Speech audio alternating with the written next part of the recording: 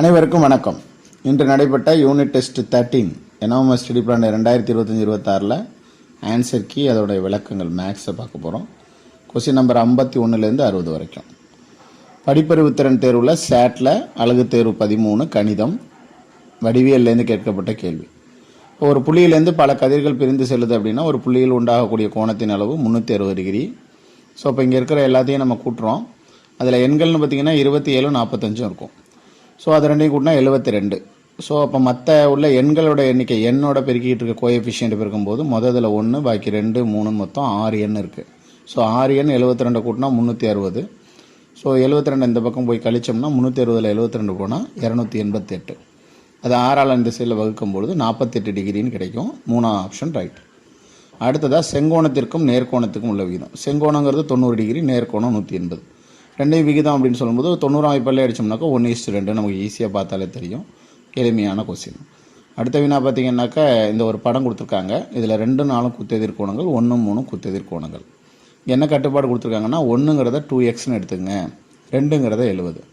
இப்போ 1 2 பார்த்தீங்கன்னாக்கா ஒரு நேர்கோட்டில் அமைந்த அடுத்தடுத்த கோண இணைகள், அதாவது நேரிய கோண இணைகள்னு சொல்லுவோம். ரெண்டையும் கூட்டினா 180 வரும்.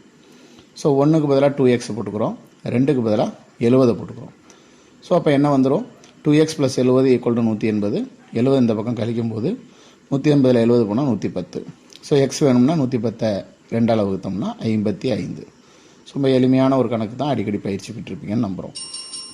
அடுத்த வினா 54. இங்கே வந்து 4ங்கிறதுக்கு பதிலாக எக்ஸ்ன்னு எடுத்து சொல்லியிருக்கிறாங்க. 2ங்கிறது 115. அப்போ இது குத்தெதிர் கோணங்கள் 2 4 சமம். அப்போ எக்ஸுக்கு நேரடியாக நம்ம மதிப்பு போட்டுடலாம். ஸோ இந்த கணக்கில் பார்த்தீங்கன்னாக்கா ரொம்ப எளிமையான ஒரு கணக்கு கொடுத்துருந்தாங்க. அடுத்த வினா பார்த்தீங்க அப்படின்னு சொல்லும்போது விரிகோணத்திற்கு நிரப்பு கோணம் அப்படின்னு கேட்டிருக்காங்க. விரிகோணம் அப்படின்னு சொன்னாலே அது 90 தாண்டி இருக்கும். நிரப்பு கோணம் அப்படின்னு சொன்னாலே 90க்குள்ளே இருக்கணும். அப்போ தான் 2 கோணங்களை கூட்டினா 90 வர்றதான் நம்ம நிரப்பு கோணம். ஸோ மொதல் ஆப்ஷன் இல்லை அப்படிங்கிறது தான் சரி. ஏன்னா விரிகோணத்துக்கு 90 விட அதிகமாக இருக்கிறதுனால அதை நிரப்பு கோணம் கண்டுபிடிக்க முடியாது. ஏன்னா மிகை நிரப்பு கோணம் அப்படின்னு கேட்டிருந்தாங்கன்னா குறுங்கோணம்னு சொல்லியிருக்கலாம்.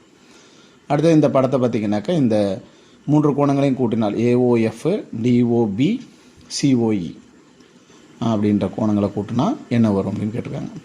அப்போ AOF அடுத்து என்ன கொடுத்துருக்காங்க, DOB. அப்போ ரெண்டும் குத்தெதிர் கோணங்கள் உங்களுக்கு தெரியும். ஸோ அதுக்கடுத்து என்ன கூட்டிருக்காங்கன்னா COE.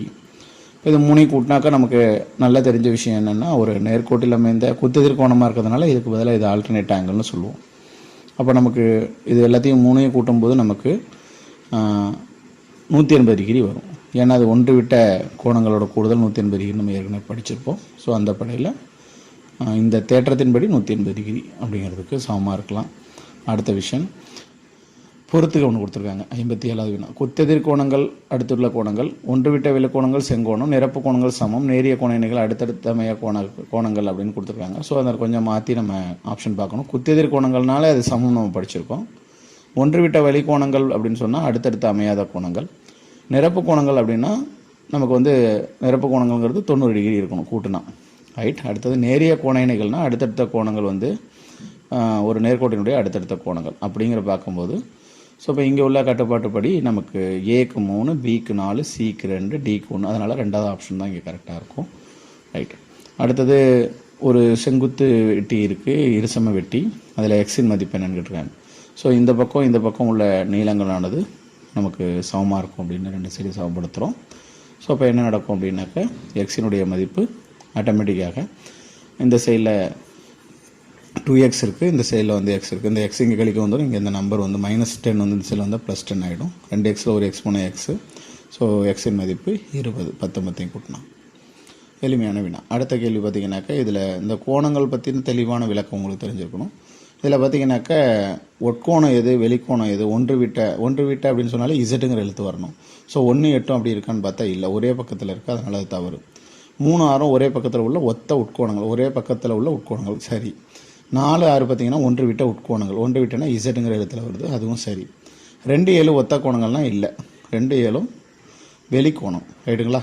ஸோ அது ஒத்த கோணமாக இருக்க வாய்ப்பே கிடையாது.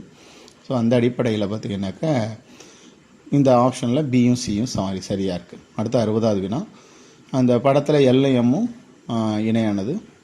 ஆங்கிள் 2 வந்து 103 டிகிரி, ஆங்கிள் 5 என்னவாக இருக்கும் அப்படின்னு கேட்டிருக்காங்க. ஸோ இப்போ நமக்கு நல்லா தெரிஞ்ச வகையில் 2 4 ஒரே வேல்யூவாக இருக்கும், 6 8 ஒரே வேல்யூவாக இருக்கும், 1 3 ஒரே வேல்யூ, 5 7 ஒரே வேல்யூவாக இருக்கும். ஸோ இப்போ 5க்கு மிக கரெக்டாக பொறுத்துறது வந்து 1 தான். ஸோ 2ம் 1 பக்கத்து பக்கத்தில் இருக்கிறதுனால 180. ஸோ 180ல் 103 கழிச்சோம்னா பாக்கி 77. அப்போ 1 77 நம்ம கண்டுபிடிச்சிட்டாலே 3 77, 5 77, 7 77. ஸோ நமக்கு நேரடியாக 3வது ஆப்ஷன் அப்படிங்கிறது நமக்கு தெரிஞ்சிடும். அவ்வளோதான். நம்ம இந்த சாப்டரில் 10 கொஸ்டினுக்கான ஆன்சர்ஸை பார்த்தோம். ஹோப் அடுத்த இதில் வந்து சயின்ஸுக்கான கீயை பார்க்கலாம். நன்றி.